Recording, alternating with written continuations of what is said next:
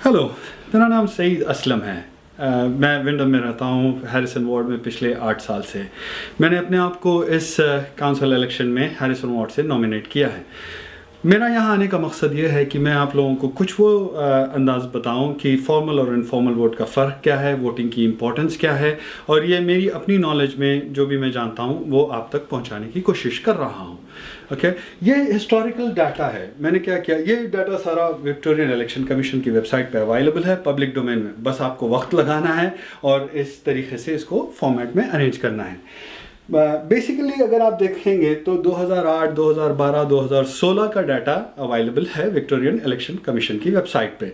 मैंने उस डाटा को निकाला और ये मालूम करने की कोशिश की कि टोटल वोटिंग परसेंटेज कितना था। आप देख के हैरान होंगे कि अपना वोटिंग परसेंटेज 67% था 2016 में, और सबसे ज़्यादा जो पिछले हिस्टोरिकल डाटा अवेलेबल है वो सिर्फ 75% था। हम सब की कोशिश ये रहनी चाहिए कि हम ज़्यादा से ज़्यादा वोटिंग में भाग लें और इस वोटिंग परसेंटेज को ज़्यादा से ज़्यादा बढ़ाने की कोशिश करें। साइमल्टेनियसली ये भी बहुत इंपॉर्टेंट है कि इनफॉर्मल वोट का परसेंटेज बहुत बड़ा है। इनफॉर्मल वोट वो वोट है जिसकी कोई अहमियत नहीं है, यानी बेसिकली वो वोट कंसिडर ही नहीं होता कोटा कैलकुलेट करने के लिए। सो इसलिए आप चाहे किसी को भी सपोर्ट करें, जो भी आपको जिसको भी आप सपोर्ट करना चाह रहे हैं, आप मेक श्योर करें कि उसका वोट सही से डालें ताकि उसका वोट उसको पहुंचे, वरना इनफॉर्मल वोट की कोई अहमियत नहीं है, वो कंसिडर ही नहीं होता है ना। अगर आप देखें कि इनफॉर्मल वोट का परसेंटेज काफ़ी बड़ा है। लास्ट टाइम 17% था हैरिसन में, फिर शेफी में 17% था, और इरमू में करीब 10% था। लास्ट टाइम हैरिसन में 41 कैंडिडेट्स ने कंटेस्ट किया, 35 शेफी से किए और 19 इरमू से किए। इस बार हैरिसन में 38 कैंडिडेट्स कंटेस्ट कर रहे हैं और शेफी में 25 कैंडिडेट्स कंटेस्ट कर रहे हैं और इरमू में 23 यानी 23 कैंडिडेट्स कंटेस्ट कर रहे हैं। मैंने बहुत सिंपल मैथमेटिक्स की कि नंबर ऑफ कैंडिडेट्स को डिवाइड किया और इनफॉर्मल वोट के परसेंटेज निकाली, तो हर कैंडिडेट पे करीब 0.41% का इंक्रीमेंट होता है इनफॉर्मल वोट में। सो मेरी यही जुस्तजू है, मेरी यही कोशिश है कि मैं आप सबको सिखाऊं कि फॉर्मल और इनफॉर्मल वोट का फ़र्क क्या है। मैं जानता हूं कि बहुत सारे लोग इसको जानते हैं, लेकिन जो लोग नहीं जानते उन तक मेरी आवाज़ पहुंचनी चाहिए, उन तक मेरी ये जुस्तजू है कि उनको ये समझाऊं कि फॉर्मल और इनफॉर्मल ये बहुत सिंपल मैथमेटिक्स है, कोई भी कर सकता है। मैंने इस येलो हाईलाइटेड जो रोज दिख रहे हैं इसमें कोशिश की है कि प्रीवियस जो डाटा है उस डाटा को एक एवरेज करके या एक एनालिसिस करके एक प्रिडिक्टेड डाटा निकालने की कोशिश की है, इसीलिए ये येलो लाइंस हाईलाइटेड है। लाइक फॉर एग्जांपल अपना जो प्रीवियस वोटिंग परसेंटेज था वो 72, 64 और 67% था। इसको अगर आप एवरेज करोगे तो वो 71% हो जाएगा।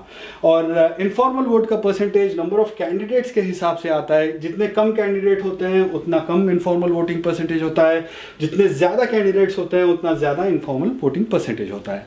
तो मैंने सिर्फ इसको डिवाइड किया और एक एवरेज पर कैंडिडेट, एक कैंडिडेट बनने से कितना इनफॉर्मल वोट बढ़ेगा उसको कितने कैंडिडेट्स कंटेस्ट कर रहे हैं उससे मल्टीप्लाई किया तो मुझे एक 16% आ गया। सो ये एब्सोल्युटली 100% सही नहीं है, लेकिन एक रफ आइडिया ज़रूर देता है कि आप क्या एक्सपेक्ट कर सकते हैं।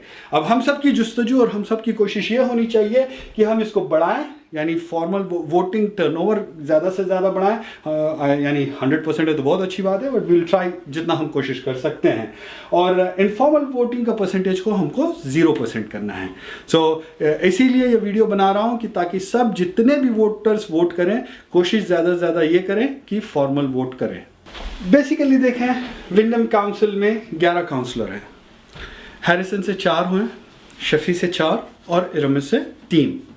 सो जैसे मैंने समझाया कि टोटल नंबर ऑफ वोट्स जो बाहर जाते हैं उसको इलेक्टरल काउंट कहते हैं।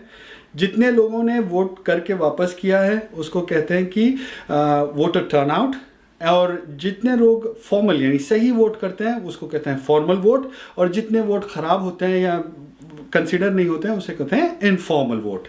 So total number of ballot papers वो हैं जो एनरोलमेंट होके आप तक पहुंचेंगे, और इनफॉर्मल वोट वो हैं जो कि सही से वोट नहीं हुए हैं।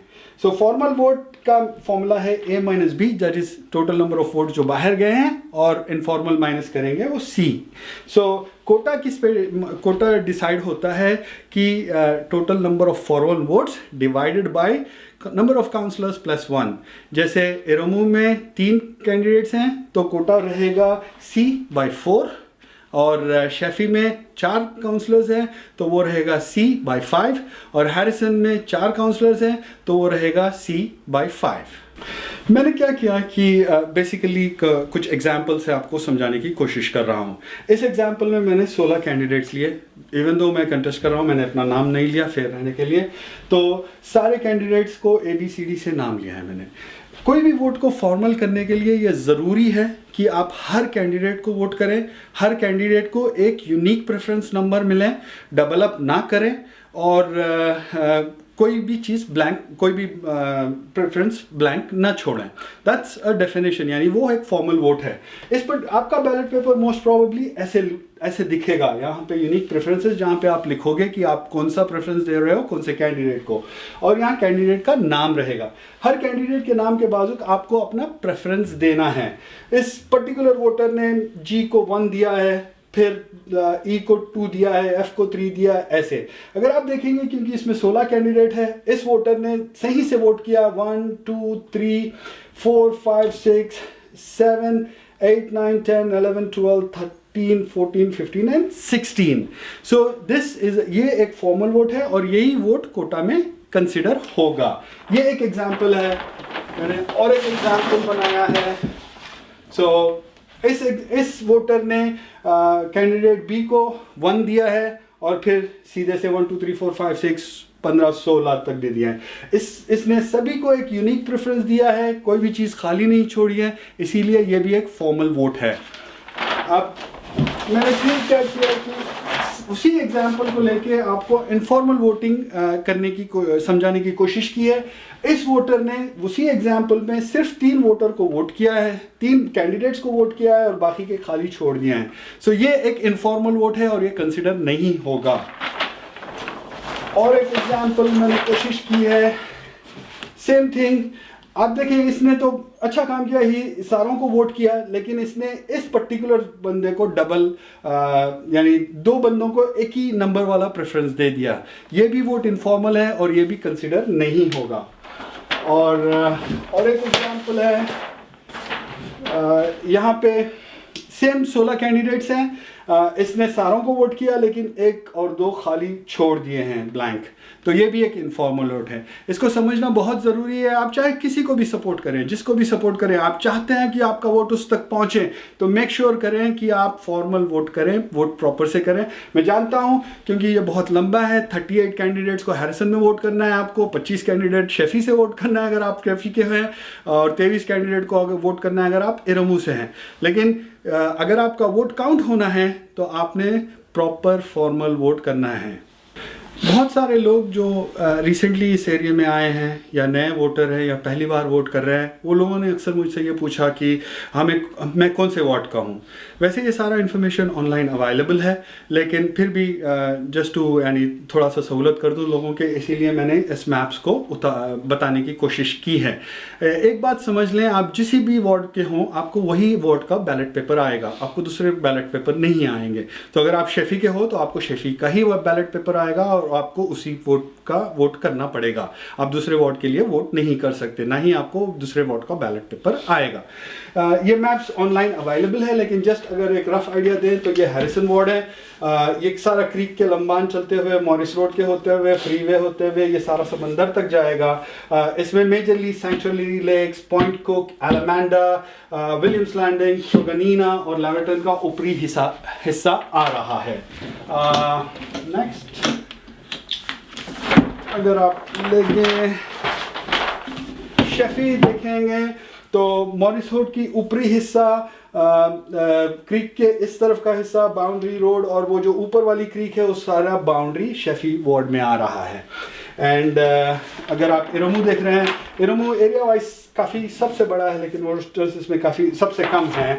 ये समंदर का पूरा निचला हिस्सा, ऊपरी हिस्सा लिटिल रिवर के करीब, और आइंसबरी का पूरा हिस्सा इरोमू में आता है। सो मैं समझता हूँ कि ये इन्फॉर्मेशन आपको हेल्पफुल रही होगी। अगर आपको अच्छा लगा तो प्लीज़ आपके दोस्तों तक पहुँचाइए। हम सब की कोशिश ये होनी चाहिए कि हम ज़्यादा से ज़्यादा वोटिंग में हिस्सा लें और कम से कम इनफॉर्मल वोट करें। आई होप आप सब मेरी मदद करेंगे इस अवेयरनेस को क्रिएट करने में। एंड इंशाल्लाह हम लोग एक नया इनिशिएटिव स्टार्ट कर रहे हैं जिसको कहते हैं विंडम वोट रिस्पॉन्सिबली। इसका मतलब ये है कि आप वोटिंग में पार्टिसिपेट करें, ना कि बस पार्टिसिपेट करें but at the same time कोशिश करें कि सही वोट करें, क्योंकि अगर सही वोट नहीं करेंगे तो वो कंसिडर ही नहीं होगा। मैं आपको इलेक्शन की टाइमलाइन समझा दूँ।